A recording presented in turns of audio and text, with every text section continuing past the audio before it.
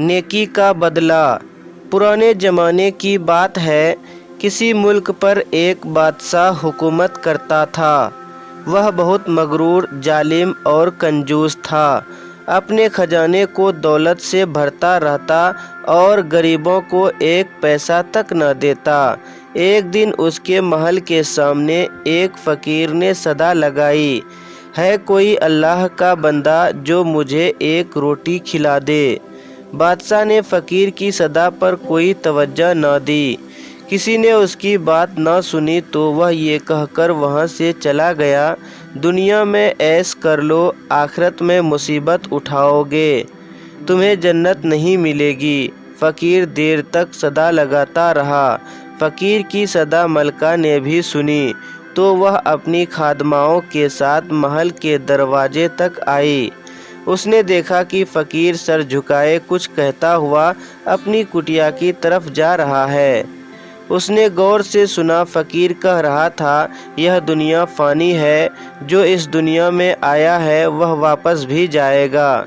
क्या बड़े बड़े महलों वाले और क्या हम जैसे फ़कीर, सबको जाना होगा।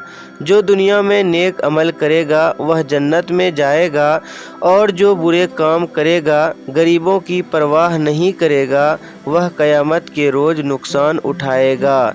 फ़कीर की बात सुनकर मलका के दिल पर बहुत असर हुआ। उसने अपनी खादिमा के जरिए फ़कीर को खाना भिजवाया।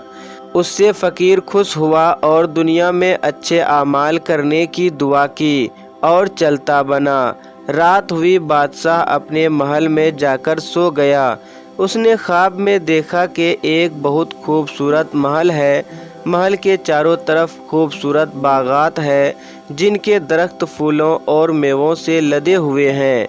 महल में एक सोने के तख्त बिछा हुआ है।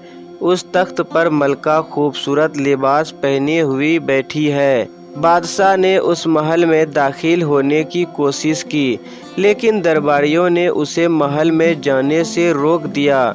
जब बादशाह की आंख खुली तो उसने ख्वाब के बारे में सोचना शुरू किया।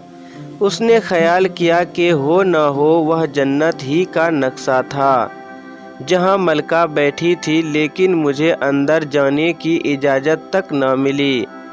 उस ख्वाब का बादशाह पर बहुत असर हुआ। चुनांचे उसने अपने रियाया के बेहतर बनाने का पुख्ता इरादा कर लिया ताकि उसे भी अच्छे कामों का बदला मिल सके। दूसरे दिन बादशाह ने उसी फ़कीर को अपने दरबार में बुलवाया तो उसे सोने की अशरफियाँ की एक थैली दी, लेकिन फ़कीर ने अशरफियों की थैली लेने से इनकार कर दिया। बादशाह ने कहा कि कल तो तुमने मलका से रोटी लेकर उसे जन्नत पाने की दुआ दी थी और आज मुझसे अशरफियाँ भी नहीं ले रहे हो।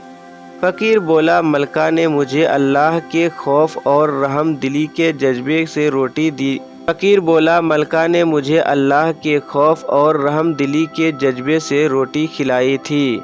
मलका के इस अमल में कोई गर्ज शामिल न थी, लेकिन आप यह अशरफियाँ दिखावे और जाती गर्ज से दे रहे हैं।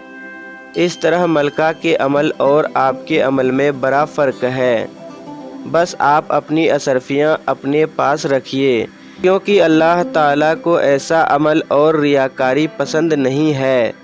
बादशाह के दिल पर फ़कीर की बातों का बड़ा असर हुआ। उसके बाद बादशाह ने दिखावे और लालच के कामों से मुंह मोड़ लिया और अपनी रियाया की भलाई का ख्याल रखने लगा। बादशाह के इस अमल से उसकी रियाया थोड़ी ही अरसे में खुशहाल हो गई। सच है, बादशाह की नीयत साफ़ हो तो रियाया पर अल्लाह ताला का फजल व करम होने लगता है।